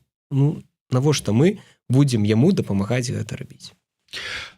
Як вы лічыце, дарэчы, я хацеў бы яшчэ раз нагадаць нашим слухачам і гледачам, што гэта у нас вялікі стрым, з размовай з Артёмом Бруханом наша размова, наш стрым гэты не спыняецца. Мы чакаем, пакуль да нас далучыцца каардынатарка народных амбасадаў Беларусі і старшыня міжнароднай камісіі каардынацыйнай рады Александра Мамаева. Магчыма, яна там ужо зараз у чаканні далучэння. Зараз праверым, ці прыйшла яна ці не. Тым не менш, у любым выпадку не адыходзьце далёка. Ну а пакуль ось мы тут уже выйшлі на невялічкую рэкламную паузу, то я нагадаю ўсім пра неабходнасць подписываться не толькі на YouTube канал Еўрарада, гэта зразумела, ставьте сваю падабаечку, націскайце на званочак і расшэрвайце, калі для вас гэта бяспечна, але і подписывайтеся на сацыяльныя сеткі Народна-антыкрызіснае ўправлення, сябрам якога з'яўляецца Артём, таксама каардынацыйнай рады і аб'яднанага пераходнага кабінета. Усе будуць навіны там адразу з'яўляцца. Нема яшчэ Александры? Нема. Ну зараз будзе. Ёсць. Вось так. Зараз таксама далучым да размовы і Александру, толькі трошечку наладзім на яе камеру, каб было нормально. Ужо можна. Добрый дзень, Александра. Прывітанне, дзякуй вялікі за запрашэнне. Дзякуй што адгукнуліся, дзякуй што далучыліся. Прычым ёсць некалькі тэмаў, якія я хацеў бы, каб вы абмеркавалі разам, тым больш што вы разам з'яўляецеся сябрам і сяброўкай координацыйнай рады. Артём агучыў навіну, сённяшнюю навіну. Можна яшчэ раз, калі ласка? Навіна у тым, што Сенат Польшы, польскі парламент прыняў рэзалюцыю о прызнанні координацыйнай рады парламентам у эміграцыі, прадстаўнічым органам беларускай грамадзянскай супольнасці. Фактычна гэта упершыню у еўрапейскай гісторыі, мне падаецца, прызнанне вось такой структуры, протапарламента у эміграцыі. Гэта, я упэўнены, што гэта гістарычны момант, і гэта праца координацыйнай рады, гэта праца нашай фракцыі, гэта праца і міжнароднай камісіі, спікеркі координацыйнай рады, у тым ліку і аб'яднанага пераходнага кабінета, які падтрымліваў гэта. Вот бачыце, мало того, што столькі пафаса, яшчэ і усім, як кажуць, Наташам па завушніцам раздаў. Александра, я да вас з нагоды гэтай навіны, якую Артём сказаў, але з двух бакоў. Першае, як старшыня міжнароднай камісіі координацыйнай рады. Скажите, ласка, што гэта для вашай працы як старшыні камісіі і для координацыйнай рады конкретно мяняе там ці дадае, увогуле, як вы ацэньваеце гэтую сітуацыю? Канешне, гэта вельмі важная навіна. Дзякуй вялікі, Артём, што падзяліліся. І калі каментаваць яшчэ, што там усім па завушніцам, то трэба разумець, што гэта нельга зрабіць просто там адным чалавекам, адзін раз прыйшлі, папрасілі ўсё. Гэта звычайна такая вялікая праца, скаардынаваная з розных напрамках і з розных структураў. Канешне, такое прызнанне, яно падвышае статус координацыйнай рады. І калі мы зараз кажам, што гэта такі кандыдат у протапарламент, тут мы становімся яшчэ на крок бліжэй да таго, каб быць сапраўдным парламентам, працаваць як парламент у выгнанні. Гэта, мне падаецца, таксама падвышае статус усіх дэмакратычных сілаў, таму што зараз у нас ёсць вось гэтая структура з нацыянальная лідарка, офіс Святланы Ціханаўскай, аб'яднаны пераходны кабінет і координацыйная рада, і калі адна з вось гэтых структур яна атрымлівае афіцыйны статус, гэта таксама ўплывае пазітыўна на імідж і на статус усіх іншых дэмакратычных структур. А для міжнароднай камісіі гэта таксама магчымасць больш шчыльна працаваць з іншымі парламентамі. Гэта, зноў жа, мы дадаем гэтае пытанне ў павестку працы з усімі астатнімі парламентамі, што паглядзіце, калі ласка, напрыклад, Польшы, вы можете зрабіць тое ж самае. Гэта, я упэўнена, што будзе абмяркоўвацца з групамі за дэмакратычную Беларусь у розных парламентах. І гэта, зноў жа, больш магчымасць для працоўных кантактаў, для таго, каб лабіяваць беларускую павестку і ў тым ліку, напрыклад, вырашаць праблемы беларусаў, атрымліваць падтрымку для дэмакратычных зменаў у нашай краіне. Я працягну просто вот невялічка это каментар от Артёма. Вось Александра сказала про тое, что гэта пашырэнне контактаў. Безумоўна, яна тут вот як старшыня міжнароднай камісіі казала. Для міжнароднай камісіі гэта безумоўна новы такі яшчэ адзін дадатковы такі бонус, ці там скажем, так тое, што можна дадае ім значнасці і падвышае контакты. Для шараговага чальца координацыйнай рады гэта нешта мяняе? Слухайте, шараговы чалец координацыйнай рады таксама можа наўпростава звяртацца да дэпутатаў Сенату, каб праводзіць сустрэчы, даносіць нейкую павестку, і калі ён можа спасылацца на рэзалюцыю, дзе фактычна прызнанне ёсць гэтага органа і дэлегата гэтага органа, канешне, спрашае кантакты, на налагоджванне гэтых кантактаў. Таму я думаю, што гэта даволі такі добры крок у напрамку, каб іншыя чальцы координацыйнай рады ангажаваліся ў такія гарызантальныя сувязі, супрацу з дэпутатамі ў краінах, у якіх яны знаходзяцца. Міждэпутацкае, міжпарламенцкае супрацоўніцтва. Пытанне да абодвух зараз вот все ж таки як координацыйная рада. Александра, будуць задаваць пытанні, зараз можа быть і зададуць, а для шараговых беларусаў і найперш унутры Беларусі, вот што гэта дае? Прызнала Польша координацыйную раду, парламентам у выгнанні, а шараговым беларусам у Беларусі. Што ад гэтага? Координацыйная рада гэта інструмент для того, каб лабіяваць інтарэсы Беларусі і беларусаў. І з гэтым прызнаннем ён становіцца больш эфектыўным. То есть калі мы кажам, што вось мы грамадская арганізацыя, гэта адно. Калі мы кажам, што мы афіцыйны парламент у выгнанні, таму што ёсць рэзалюцыя польскага сейма, гэта ўжо іншы статус. І нам прасцей лабіяваць і даносіць нашу павестку. І гэта могуць быць вельмі розныя пытанні. У координацыйнай радзе шмат камісій, якія працуюць, да, і, напрыклад, калі мы кажам пра вырашэнне праблемаў беларусаў у Польшы, да, працуе там сацыяльная камісія, юрыдычная камісія, якія сапраўды спрабуюць палепшыць стан беларусаў у гэтых краінах. Такая ж праца ідзе і напрыклад, там наконт візаў можа весціся, да, там паляпшэнне выдачы візаў, пераходаў пагранічных. І гэта таксама дапамагае такія пытанні вырашаць на міжнароднай арэне, не толькі ў Польшчы. Артём? Што тычыцца, ну, тут дадаць пра міжнародную арэну складана. Што тычыцца Беларусі ўнутры Беларусі, беларусаў ўнутры Беларусі, глядзіце, тое, што я казаў трохі раней.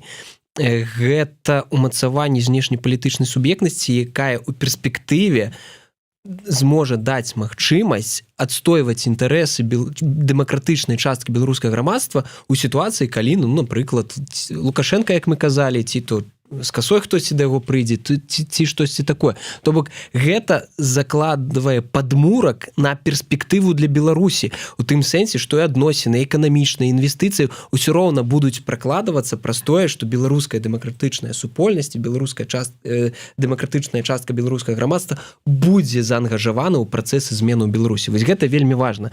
І гэта тое, што таксама трэба думаць, а не толькі на сённяшнім дні канцэнтравацца.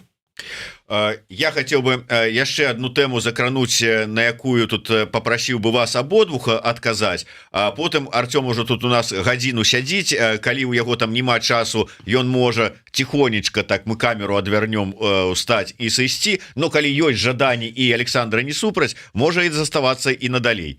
Можа что-нибудь сапраўды тут как бы і дадасца. Я хотел бы закрануть тему на бліжэйша, як это вы, слуханне ці з координацыйнай рады, якія плануюцца арганізавацца. Тут уже пачалі даходзіць чуткі, не ведаю наколькі там адкуль яны ідуць, ці гэта праўду нам тут інсайды даносяць, ці гэта там працуе таварыш майор, подкидывае тое, што трэба, што, маўляў, з-за таго, што Трамп ужо загадаў спыніць вось гэтую на 3 месяца, ну, как бы пакуль часова там для разгляду праекты па падтрымке, з-за недастатка сродкаў, прынамсі, альбо перавядуць гэтую сустрэчу пасяджэння координацыйнай рады з офлайн, як планавалася, у онлайн, альбо перанясуць на пазнейшы тэрмін, альбо ўвогуле адменяць. Александр, што чуваць з гэтай нагоды? Чулі вы вообще ўвогуле пра такое?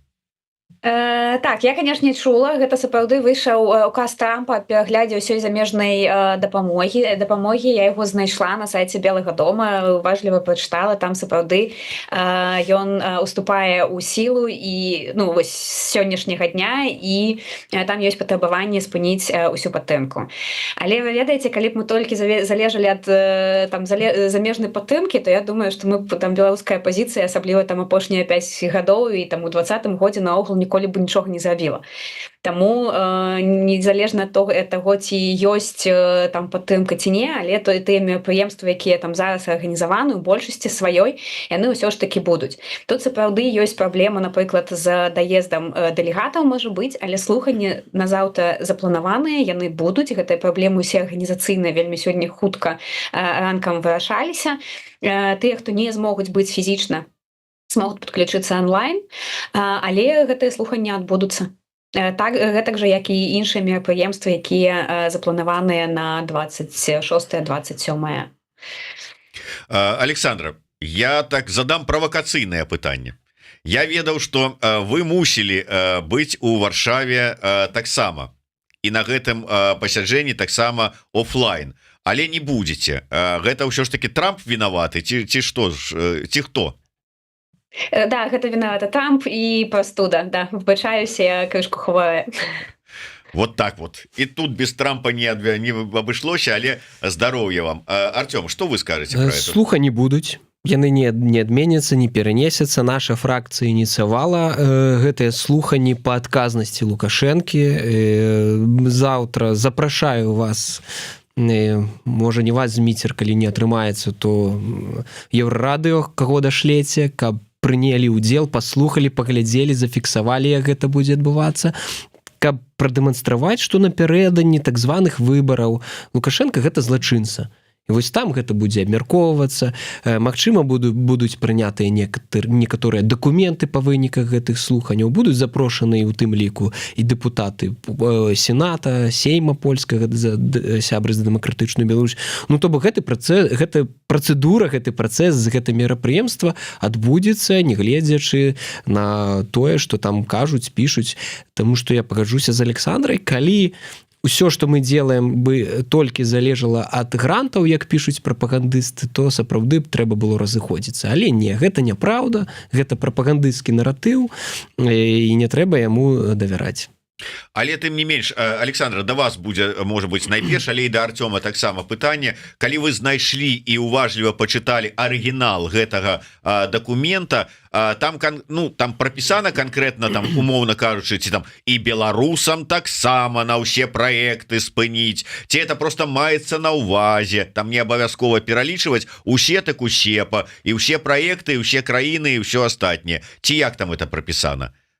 Там прописано, что большасць замежнай дапамогі ЗША зараз не адпавядае яе мэтам, мабыць, тым, якія паставіў Трамп, і таму яны будуць перагледжаны, і ўсе праекты, і ўсё фінансаванне павінна быць замарожана immediately, то есть прямо зараз. Таму вось такія там у нас арганізацыйныя маглі паўстаць пытанні. Яна тычыцца ўсёй дапамогі развіцця, то бок я вельмі спадзяюся, што она не закране, напрыклад, там дапамогу Украіне, але тут трэба больш дасведчаных людзей запытваць. Гэта прыпыненне да высвятлення, ці ўсе гэтыя праграмы адпавядаюць мэтам. То есть будзе спецыяльны дэпартамент гэта ўсё разглядаць, і пасля гэтага фінансаванне і падтрымка будуць узноўлены. Таксама там ёсць магчымасць не чакаць гэтых 90 дзён, а спецыяльным рашэннем главы дэпартамента могуць аднавіць гэтую падтрымку. Беларусь там не згадана, там вядзецца гаворка менавіта пра ўсю знешнюю падтрымку США. Артём, як это адаб'ецца на дэмакратычнай супольнасці беларускай? Слухайте, я думаю, что, конечно, нейкі час все пахвалюются, будут разумець, что, может быть, нейкія прынятыя рашэнні не вельмі там для іх прыемныя, але мне падаецца, ну, я бы, як кажуць, не пасыпаў голову пепла, мне не ўсё гэта так крытычна, што ўсё разваліцца, ўсё і скончыцца там барацьба. Ну, не, я паўтаруся, што беларуская дэмакратычная супольнасць, яна ж не толькі там з гэтага гэтая крыніца дазваляе ёй існаваць. Ну, гэта не так. Гэта не так, таму, ну, так, можа быць, для некаторых арганізацый будуць больш складаныя часы, можа быць, нейкія арганізацыйныя моманты больш складаныя, але цалкам я не думаю, што гэта просто там всё фіаска, як кажуць. Добра, я тут зараз тады больш плотна буду брацца за спадарню Александру. Артём, ты калі што, то можаш паціху сыходзіць. Спадарня Александра, я вось працягну гэтую тэму пра прызнанне каардынацыйнай рады, але у дадзеным выпадку мне цікава ваше меркаванне як каардынатаркі народных амбасадаў. Для вось менавіта народных амбасадаў вось гэта рашэнне польскага сената нешта мае значэнне? Ну, непасрэдна не мае, але гэта тое, як я ўжо казала. Ёсць шэраг такіх падзеяў, дакументаў, якіх зафіксаваны статус усіх дэмакратычных сілаў. І калі падвышаецца статус адной структуры з дэмакратычных сілаў, гэта аўтаматычна падвышае статус усіх астатніх. Народныя амбасады працуюць там у амаль 20 краінах, яны па сутнасці выконваюць шмат якія функцыі і консульскія, да, там кансультацыйныя, і таксама як сапраўдныя амбасады прадстаўляюць інтарэсы беларусаў. І народныя амбасады гэта незалежная ад палітычных структур ініцыятыва дыяспоры. Таму наўпрост не паўплывае, але я просто зараз адразу сабе натую, што вельмі добрая навіна, мы яе давно чакалі, што трэба будзе абавязкова ўключыць у наш дайджест, які мы дасылаем нашим партнёрам, і, напрыклад, там на ўсіх там брыфінгах, якія мы арганізуем, таксама аб гэтым казаць і прызываць рабіць гэта ў нашых краінах. Я ўспрымаю гэта проста як задачу для далейшай працы. Добра, давайте я вярнуся до вашай іпастасі, що ж таки сяброўкі координацыйнай рады, старшыні міжнароднай камісіі. Тут такое агульнае пытанне. Я вот буквально днямі у чарговы раз прачытаў, ну, такі допіс, ён такі быў не тое что наезд, не тое что прэтэнзія, а такое нават дзесьці шкадаванне пра страчаныя магчымасці, ці што, калі там чалавек пісаў, ну вот нават пры ўсіх прэтэнзіях да координацыйнай рады другога склікання, да Егорова як спікера рады асабіста, усё ж такі яны нешта там рабілі, яны шевеліліся, пра іх там было чуваць, яны там нешта вот было, а вот координацыйная рада трэцяга склікання нейкая ўвогуле так пусто, ціха, ніякіх вынікаў, ніякіх нічога. Вот як вы ацэньваеце ўсё ж таки сітуацыю, ці апраўданыя вось гэтыя шкадаванні, што нічога не атрымалася ў трэцяй КР? Не, ну, па-першае, гэта рана казаць. Па-другое, я з гэтым не згодная. Мне падаецца, што координацыйная рада трэцяга склікання досыць актыўная. Магчыма, мы павінны быць больш актыўнымі у медыйнай прасторы. Гэта так, гэта тут ёсць такая недапрацоўка, і таксама заўсёды кажу, што гатовая там распавядаць пра ўсё, што адбываецца ў міжнароднай камісіі. Я думаю, што мы шмат чаго зрабілі. Прынамсі, напрыклад, тое, што там паўгады распрацоўваўся пратакол узаемадзеяння паміж координацыйнай радай, офісам Святланы Ціханаўскай і аб'яднаным пераходным кабінетам, ён нарэшце быў падпісаны з боку там координацыйнай рады трэцяга склікання. Гэта вельмі важны дакумент.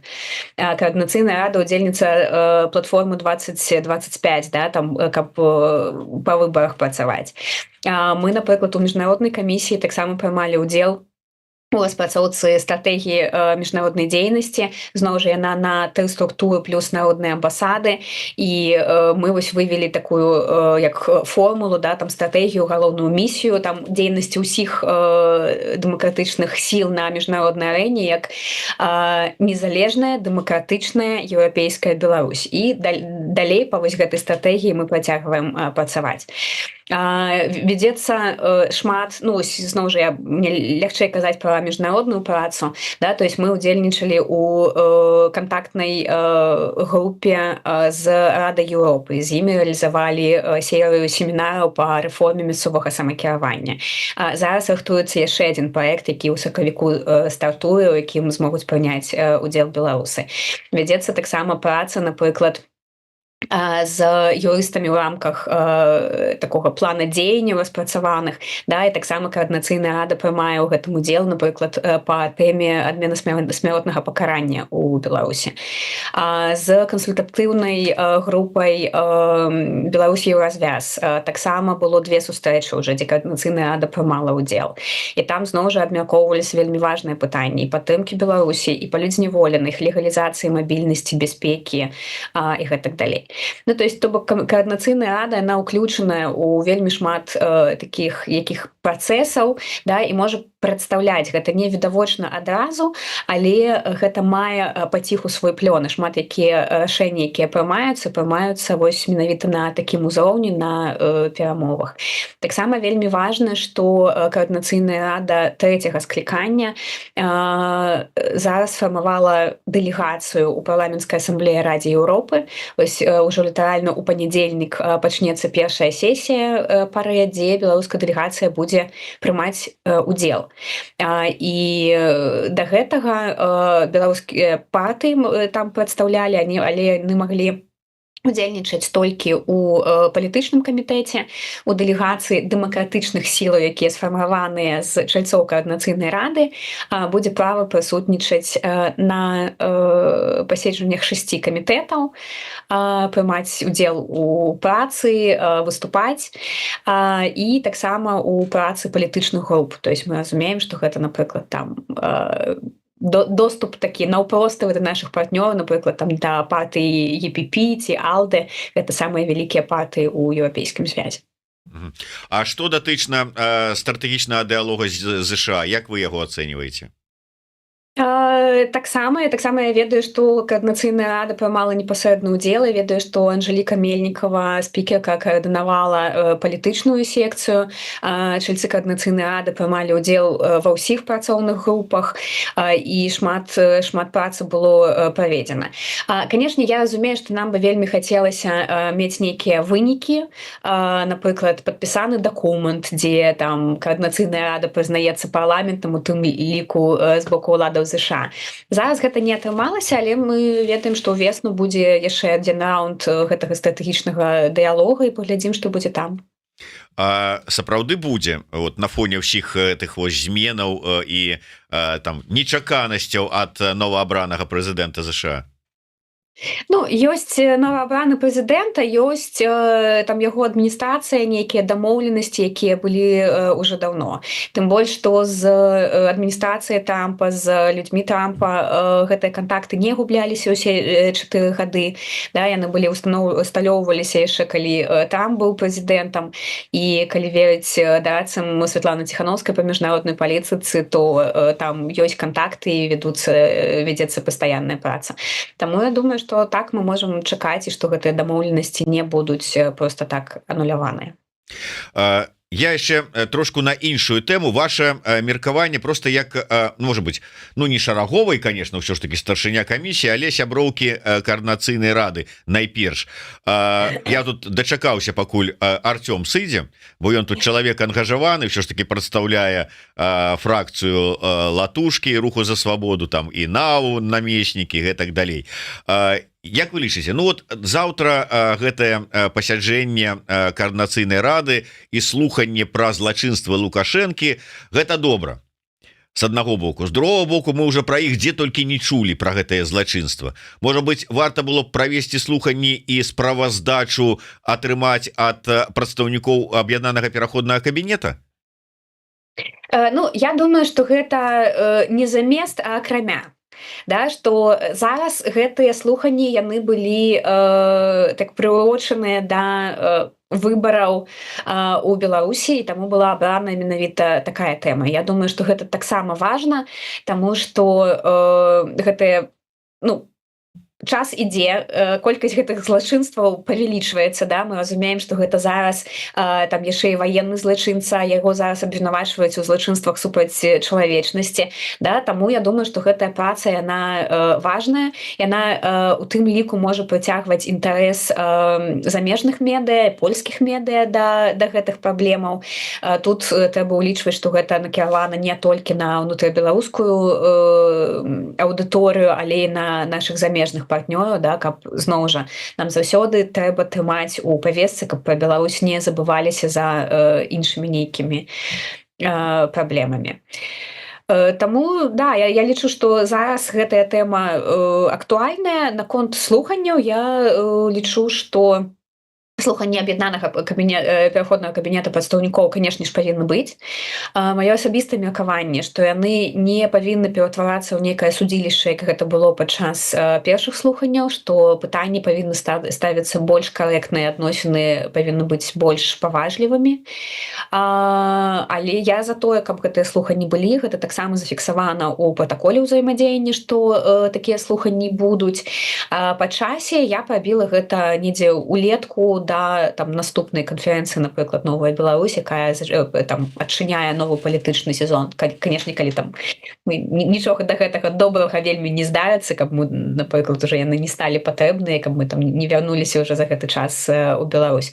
Таму я за тое, каб слуханні гэтыя былі. Я думаю, што зараз пакрыху будуць гэтыя пытанні падымацца, але гэта не павінна быць так, што ну вось вы кіруючыя партыі, давайце арганізуйце нам слуханне. Мне падаецца, што гэта справа ўсіх чальцоў каардынацыйнай рады, ва ўсіх чальцоў, тут я таксама згодная з Артёмам, ёсць мандат, яны абраныя людзьмі, за іх прагаласавала колькасць выбаршчыкаў, і калі яны лічаць, што гэтая тэма важная, яны павінны гэта ініцыяваць і ўключацца актыўна ў гэтую працу. Ім ніхто, ну, скажем так, ніхто не абавязаны рабіць працу за іх. У спікеркі, у віцэ-спікеркі ёсць нейкі шэраг абавязкаў, але не могуць рабіць працу за ўсю каардынацыйную раду, за ўсіх дэлегатаў. Каб дэлегаты толькі казалі, зрабіце нам вось гэта ці зрабіце гэта, а потым толькі крытыкавалі і казалі, як яно было арганізавана не вельмі добра. Калі ласка, тэма хвалюе, бяры і рабі. Ну можна ўзяцца і рабіць, але тут-то рабіць, ну я тут как бы не ведаю, як там у вас працуе, я толькі наслухаўся Кныровіча і зараз вот как бы транслюю яго аргументы, что мы-то можем, но мы-то апозіцыя в апозіцыі, мы вынесем прапанову аб тым, каб гэтыя слуханні как бы былі, нашу прапанову ад пачатку, скажем так, партыя, фракцыя бальшыні зарубіць, ці там, скажем, не прымець, ці яшчэ што-небудзь, навошта нам рыпацца і траціць час, калі нам ўсё адно зарубіць нашу ініцыятыву. Ну, гэта, ведаеце, такое, што, типа, навошта нам змагацца за жывым Лукашанка, калі ўсё роўна нас тут знайдуць, накажуць і гэтак далей. Гэта тая ж вывучаная бездапаможнасць, мне падаецца. У кожнага чальца каардынацыйнай рады ёсць права ініцыяваць пытанні, выносіць іх на абмеркаванне агульнага паседжання. Калі яго падтрымліваюць яшчэ там 6 чальцоў каардынацыйнай рады, гэта выносіцца на абмеркаванне агульнага паседжання там на там па аўторках звычайна у нас праводзяцца. Кожная фракцыя, у тым ліку там Кныровіч, як адзін з лідараў фракцыі, ён можа ініцыяваць гэтае пытанне. І я думаю, што тут адказнасць яго. Просто я, напрыклад, то есть, ну, я разумею, што тэма важная, але мае прыярытэты гэта знешняя палітыка, вось зараз сесія ў парэ, гэта, не ведаю, стратэгічны дыалог, гэта адвакацыйныя кампаніі, і я адчуваю там сваю адказнасць менавіта за гэтыя накірункі, да? Таму што яны мяне хвалююць больш, я ведаю, як гэта рабіць. Калі спадар Кныровіч ведае, як арганізаваць слуханні, калі ласка, ён можа ініцыяваць ад сваёй фракцыі абмеркаванне гэтага пытання. Ён можа ініцыяваць стварэнне працоўнай групы для гэтага. Ён можа распрацаваць палажэнне, калі яго там яшчэ няма, ці адаптаваць яго, ці змяніць. Ён можа далей вось гэта ўсё арганізоўваць, правесці галасаванне, напрыклад, па датах аптымальных, правесці ўзгадненне, у тым ліку з аб'яднаным пераходным кабінетам, калі яны могуць гэта зрабіць. Гэта вялікая арганізацыйная праца, і калі не будуць яе рабіць тыя, хто ў гэтым зацікаўлены, то яна не будзе зроблена. Добра, давайте не будем уже так моцна акцэнтавацца на каардынацыйнай радзе менавіта, тым больш, што нам вот бачыце, як пашэнціла, у нас яшчэ адначасова і каардынатарка народных амбасадаў тут прысутнічае. Таму Вожык Патрыёт пытаецца, у апошні час адбываецца змена палітыкаў у еўрапейскіх краінах. Наколькі у амбасадаў атрымліваецца падтрымліваць адносіны праз гэтыя змены? Ну, карацей кажучы, вы уже знаёмыя былі, вот як толькі там на хвалі, там з'яўленне, там амбасада, усяго этого яшчэ беларускага вэйба рэвалюцыйнага. А зараз гэтыя палітыкі еўрапейскія сышлі, прыйшлі новыя, якія, можа, і не чулі, што там у Беларусі ў 2020 годзе было.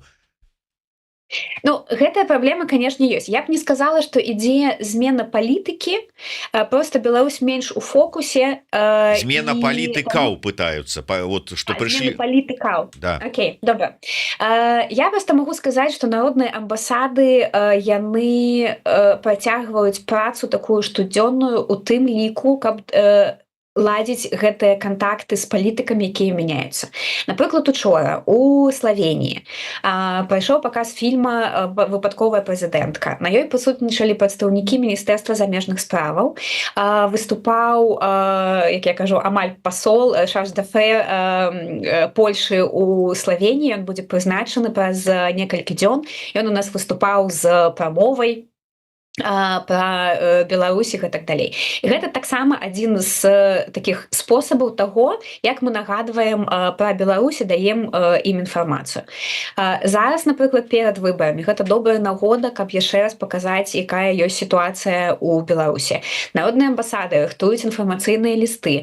Чаму, напрыклад, гэта нельга лічыць выбарамі, тое, што будзе адбывацца ў Беларусі, па якіх прычынах. Мы дадаем спрацаваныя іншымі дэмакратычнымі сіламі дакументы, і гэта гэта ўсё дасылаем, мы прапануем медыа браць у нас інтэрв'ю, мы ім таксама рассылаем усю гэтую інфармацыю. Таксама народныя амбасады яшчэ адзін накірунак робяць адмысловыя брыфінгі для палітыкаў і для амбасадараў іншых краінаў, дзе распавядаюць пра гэтыя выбары. То есть некаторыя робяць брыфінгі зараз, некаторыя будуць рабіць яшчэ 2 тыдні пасля, але гэта таксама вялікі накірунак працы народных амбасадаў.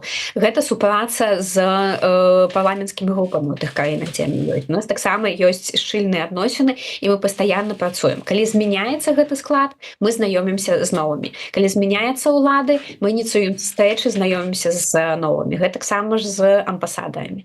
То есть гэтая праца, яна пастаянная. Нам ніхто не даў гэтыя кантакты, нам ніхто не дае, напрыклад, статус як прызначаныя амбасадары, яны прыязджаюць у краіну, іх адразу ўносяць у дыпламатычны спіс, яны там атрымліваюць, вырашаюць верыльныя граматы і потым удзельнічаюць у ўсіх мерапрыемствах з афіцыйным статусам. У народных амбасадаў такога няма. Свой нейкі вось статус і такое дэ-факта прызнанне мы просто атрымліваем штодзённай працай і вось гэтымі кантактамі. Я разумею, что у кожнай краіны свая спецыфіка, тым больш што вы сказалі, што народныя амбасады у 20 краінах як мінімум існуюць, працуюць, але ўсё ж таки, калі там троху абагульняць, умоўна кажучы, там сярэдняя тэмпература па шпіталі, якія асноўныя праблемы ўзнікаюць перад беларусамі, якія вымушана з'ехалі ў эміграцыю? Я б назвала 3 самых галоўных праблемы. Гэта бяспека, легалізацыя і мабільнасць. Бяспека — гэта пытанне, каб беларусаў не арыштоўвалі па запытах Інтэрпол, не экстрадавалі і не дэпартавалі ў Беларусь. Гэта самая галоўная наша праца. І тут вельмі так цікава, што да народных амбасадаў ўжо звяртаюцца афіцыйныя ўлады для таго, каб паведаміць, напрыклад, пра нейкага чалавека ці пра нейкую сітуацыю. Другое — гэта легалізацыя. Перш за ўсё гэта пашпарты, да? То есть патэрмінаваныя пашпарты, тут ёсць некалькі накірункаў. Гэта можна ці прызнаць пашпарт дзейным, асабліва для мэтаў легалізацыі, каб можна было легалізавацца ў краіне, ці атрымаць пашпарт замежніка. Тут у нас вялікая кампанія, ёсць свой адмысловы сайт пашпарт.орг, дзе сабрана ўся інфармацыя пра то, як атрымаць пашпарты замежніка. І гэта, на мой погляд, аптымальны варыянт для беларусаў, якія маюць ужо від на жыхарства ў краінах.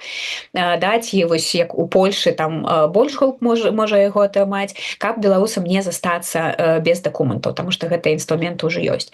Можна, канешне, яшчэ, я думаю, што гэта аднім з накірункаў, гэта лабіяваць прызнанне пашпарта Новай Беларусі, што калі вы не хочаце выдаваць свае, то калі ласка прызнайце нашыя, таму што беларусы, якія маюць легальны статус, яны не могуць заставацца без дакументаў. Гэта права, якое зафіксавана ў тым ліку ў дакументах Еўрапейскага звязу. І трэцяе — гэта мабільнасць. Яна вельмі павязаная з пашпартамі, да, таму што без пашпарта можна яшчэ легальна знаходзіцца на тэрыторыі краіны, але нельга яе пакідаць. А ў Еўропе, напрыклад, маленечкая Славенія, дзе за 1,5 гадзіны з Любляны ты ўжо аказваешся ў іншай краіне. Гэта, канешне, актуальна. Плюс гэта звязана з працай для беларусаў актыўных, да, гэта таксама такая праблема, што трэба мець нейкія адносіны з іншымі дыяспарамі, некуды там выязджаць на нейкія мерапрыемствы ў тым ліку. Таму пытанне такой мабільнасці, яно заўсёды стаіць гостра. І таксама тое, што робяць народныя амбасады, гэта пытанне візаў для таго, каб спрашчаць атрыманне візаў і гуманітарных, і звычайных турыстычных для беларусаў унутры Беларусі, каб не было гэтай жалезнай заслон. Плюс яшчэ з праблем шмат дзе ёсць. Я думаю, што мы яшчэ будзем рабіць адмысловую адвокацыйную кампанію з офісамі, з юрыстамі офісу Святланы Ціханаўскай аб'яднанага пераходнага кабінета. Я думаю, ім таксама гэта цікава. Гэта па банкаўскіх рахунках. Таму што зараз шмат дзе, я ведаю, што ў Польшы, напрыклад, перад Новым годам былі выпадкі, калі банк Сантандер не адкрываў ці зачыняў банкаўскія рахункі і беларусам, і беларускім кампаніям. І гэта вельмі падобная на дыскрымінацыю па нацыянальным прызнаку. Я не буду казаць, што гэта дакладная дыскрымінацыя, таму што гэта патрэбна вывучаць гэтае пытанне, але вельмі падобнае, таму што тыя ж самыя дзеянні банкаў у Славенії кваліфікуюцца менавіта так амбудсменам па справах недыскрымінацыі. Таму вось па гэтых банкаўскіх рахунках у нас будзе, каб не было такіх няроўных умоваў, каб беларусы не зачынялі банкаўскія рахункі. І таксама яшчэ падкрэслю, гэта такая інфармацыйная кампанія у тым ліку на беларусаў за мяжой, што ў іх заўсёды ёсць магчымасць папрасіць у банках адкрыць ім асноўны банкаўскі рахунак, Basic Bank Account. Ён ёсць у кожнай краіне еўразвяза, і гэты дакумент, гэтае права на банкаўскі рахунак рэгулюецца дырэктывай еўразвяза, яно абавязковае, і банк, калі папрасіць не звычайны разліковы банкаўскі рахунак, а менавіта асноўны банкаўскі рахунак, не можа адказаць без нейкай вельмі сур'ёзнай прычыны, якую ён абавязаны сказаць. Таму мы перыядычна узнаўляем гэтую інфармацыю, але я разумею, што ўсё роўна гэтыя праблемы для фізічных асобаў усплываюць кожны раз. Я думаю, што гэта трэба рэгулярна рабіць і нагадваць беларусам, што ў іх ёсць такія магчымасці не застацца наогул без банкаўскага рахунка. Ну так, умоўна кажучы, я бачу, што вы там пазіраеце на гадзіннікі, хворыя, прыхварэўшая, Таму я не доўга, але пару пытанняў яшчэ. Спадар Александр, просто уявім сабе сітуацыю умоўна там у Славеніі там или в Італіі, ці там дзе яшчэ, ну у Польшы больш людзей, тут больш можа быць зразумела ўсё, але у іншых краінах прыязджае беларус. Ну вот он толькі прыехаў, у яго пытанне легалізацыі, ён там как бы і не разбіраецца ў схемах, ён можа зайшоў на старонку пашпарт.орг, там паглядзеў там як это рабіцца, але ці магчыма такая сітуацыя, скажем, што ён звяртаецца ў народную амбасаду па месцы вот свайго зараз знаходжання там у Славеніі там да вас, і вы там ці там по вашаму даручэнню там хто-небудзь з дыаспары мясцовай бярэ яго, умоўна кажучы, за руку і правядзе вот всеми гэтымі бюрократычнымі калідорамі. Ну ці прынамсі падкажа, завядзе і падкажа вот за гэтай дзвер'ю, далей там ужо там табе будуць дапамагаць. Так, і гэта зараз становіцца асноўнай працай народных амбасадаў у шмат у якіх краінах. Пасля указа 278 гэта асабліва актуальна, да, таму што яшчэ да нас звяртаецца па пытаннях легалізацыі, плюс шмат уцекачоў з Беларусі, якім трэба атрымаць міжнародную ахову, яны так звяртаюцца да нас. І тут ёсць некалькі магчымасцяў, да, вы ўжо некаторыя акрэслілі. То есть, па-першае, гэта звярнуцца на сайт пашпарт.орг, там ёсць інфармацыя не толькі пра пашпарты замежніка, але таксама пра атрыманне міжнароднай абароны, да, статуса уцекача у 24, падаецца, краінах са спасылкамі, з неабходнымі дакументамі, з спісанымі працэдурамі. Таксама можна звярнуцца ў народную амбасаду і атрымаць кансультацыю. То есть, калі ёсць падставы і разуменне, што чалавек можа атрымаць прытулак у краіне, можна заўсёды, і народныя амбасады гэта робяць, яго пракансультаваць для таго, каб ён сфармаваў правільны пакет дакументаў, могуць з ім, калі ёсць такая патрэба, прыйсці на, напрыклад, там на сумоўе, ці калі, ну, гэта не заўсёды дазваляецца, але да, там падрыхтаваць да сумоўя, да, то есть падрыхтаваць такі кейс, зрабіць, напрыклад, некаторыя дакументы да яго кейсу, зрабіць нейкія даведкі о такой жа сітуацыі ці о нейкіх яшчэ кейсах. І гэта тое, што народныя амбасады робяць. Я ведаю, што гэта выдатную гэтую працу робіць у нас прадстаўніца ў Італіі. У Аўстрыі, напрыклад, толькі за гэты месяц было 2 выпадкі, калі міжнародную абарону атрымалі беларусы, якім менавіта народныя амбасады дапамагалі, ну, іх кансультавалі, збіралі кейсы, дапамагалі рыхтаваць дакументы для розных інстанцый і да суда. Аднак я хочу замеціць, што гэта, ну, такія нашыя амбіцыі і магчымасці, яны крышку абмежаваныя тым, што мы ўсё ж такі валанцёрскія арганізацыі ў краінах, да, мы дапамагаем. Вельмі хацелася б рабіць гэта больш сістэмна, больш часу на гэта выдаткоўваць, і мы будзем працаваць над тым, каб гэта стала магчымым. Ну і на завяршэнне вы ўзгадалі сярод таго, чым займаюцца народныя амбасадары і амбасадаркі, гэта тым ліку і прасоўванне, ну, нейкае лабіяванне, падтрымка пашпарта Новай Беларусі. Сённяшняя навіна, якая вось здавалася вот адкуль яна магла першай прыйсці, але не з Літвы, але вот прыйшла з Літвы.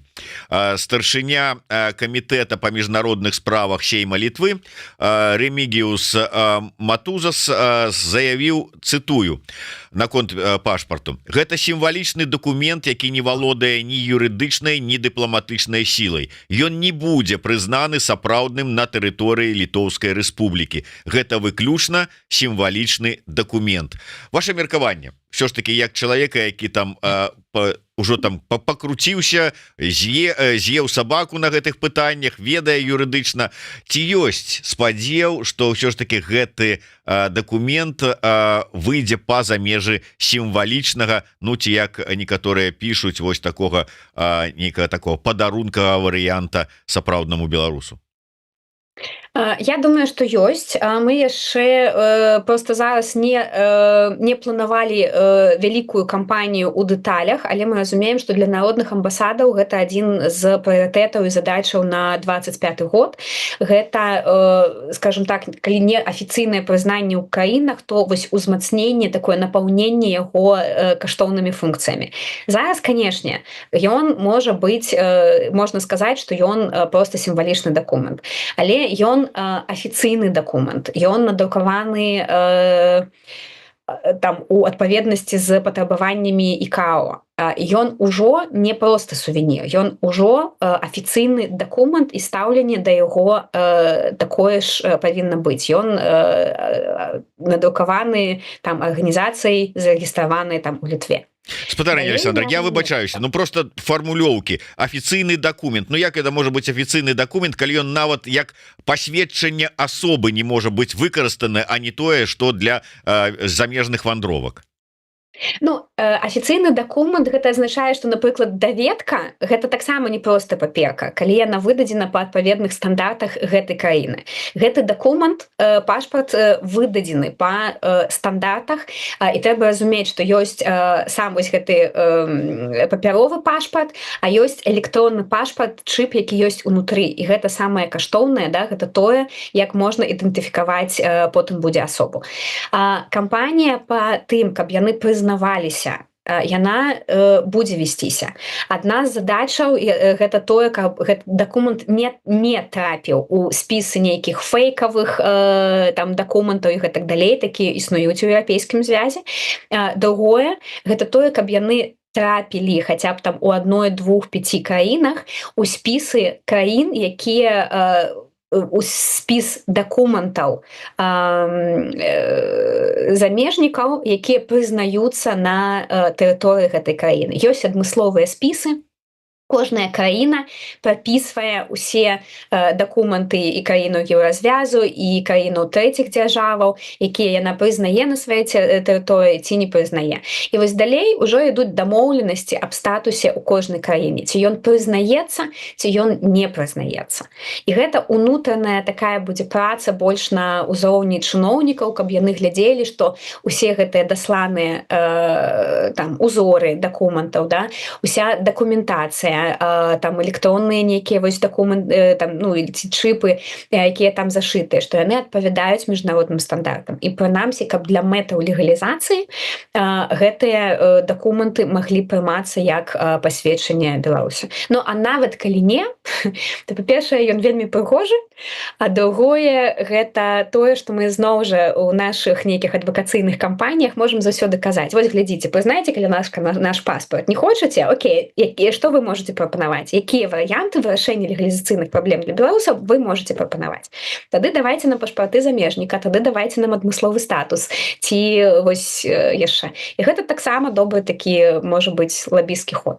Але я вельмі веру ў гэты праект, я аптымістка, я памятаю яго прэзентацыю і там з амаль там слязамі на вачах глядзела на Ўжанскі замак, які для мяне так вельмі родны, скажем так, і я сапраўды асабіста прыкладу намаганне для таго, каб ён стаў сапраўдным дакументам.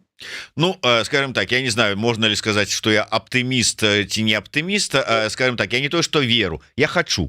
каб тое было будзе не будзе тут ужо как бы іншае пытанне хацелася б але вот ўсё астатняе іншая справа што шмат хто кажа і сапраўды тут правда за такі пакуль што сувенірны хоць і вельмі такі сімвалічны дакумент хотя документ тут неправільнае ўсё ж таки слово но 97 евро ну дарагавата. Слухайте, гэта залежыць ад таго як што стаіць за гэтым. Калі мы кажам што толькі раздрукаваць колькі там стоіць тая папера, але мы разумеем што гэта ўся папярэдняя праца, гэта кампанія там у тым ліку па тым каб яна адпавядала ўсім міжнародным стандартам, гэта ўсе вось гэтыя электронныя базы і гэтак далей. Таму у нашых умовах мы не ведаем колькі насамрэч калі вось шчыра палічыць колькі гэты пашпарт там каштуе. У Славении, напрыклад, за выдрукоўку пашпарта 185 евро для замежнікаў. Ну зразумела, но зато ты ведаеш что ты заплаціў і маеш узяў у руки маеш рэч у тым сэнсе што самолет пусціць і паляціш. Але давайте ўсё ж таки будем спадзявацца што сапраўды атрымае ўсе неабходныя функцыі функцыяналы ўсё астатняе. На заканчэнне спадарня Александр, вы ж там маеце зносіны з мясцовымі там у Славенії, не толькі Славенії, там палітыкамі, там чыноўнікамі, там іншымі людзьмі там якія у курсе пасля 26 студзеня все ж таки стаўленне на захадзе з боку палітыкаў як дэмакратычных да дэмакратычных сілаў так і да рэжыма можа змяніцца і ў які бок? Я не думаю, што гэта неяк паўплывае, таму што ўсе разумеюць, што гэта не выбары, што гэта фейкавыя выбары. Канешне, яны там будуць цікавіцца, але ўжо зараз мы бачым, колькі краінаў заявілі аб непрызнанні. Да, мы чулі, што ў Чэхіі камітэт па міжнародных справаў прыняў ужо рэзалюцыю там амаль месяц таму, што гэтыя выбары не будуць прызнаныя. Польша аб гэтым заяўляе. Сёння вось прайшла навіна, што еўрапейскі парламент гэта прыняў. Я ведаю, што там і іншыя міжнародныя арганізацыі таксама будуць выдаваць свае такія рэзалюцыі рашэння аб непрызнанні. І гэта яшчэ да таго, як гэтыя выбары адбыліся. А калі гэтыя выбары не прызнаныя, калі яны прызнаныя фасам, то нічога па сутнасці не змяняецца. Лукашенко як быў нелегітымным, так ён і астаўся нелегітымным. А для беларусаў у Беларусі мы і так усе разумеем, што ніхто яго не паважаць, не любіць, не падтрымліваць больш не стаў. Ой, ладно, вот гэтая ваша вот еўрапейская служба знешніх дзеянняў, якая прызнала там эту рэзалюцыю сваю выдала, як сказаў прэс-сакратар лукашэнкаўскага ЗС Глас, вывучаная нами заява кажа, што еўрапейская дыпламатыя распісваецца ў сваім бяссіллі. Вот так вот. А вы кажаце, не прызнаюць, у бяссіллі распісаліся. Гэта меркаванне Глаза.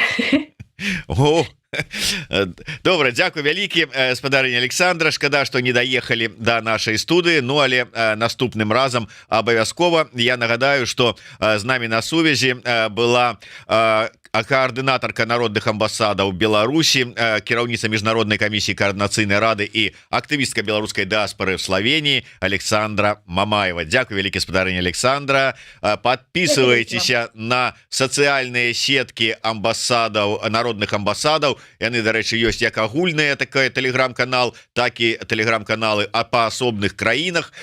Каму цікава, каму патрэбна, подписывайтесь, шукайце інфармацыю. Ну і пашпарт орг таксама вам у дапамогу. Ну і YouTube канал Еўрарада, не забывайте подписаться. Жыве Беларусь.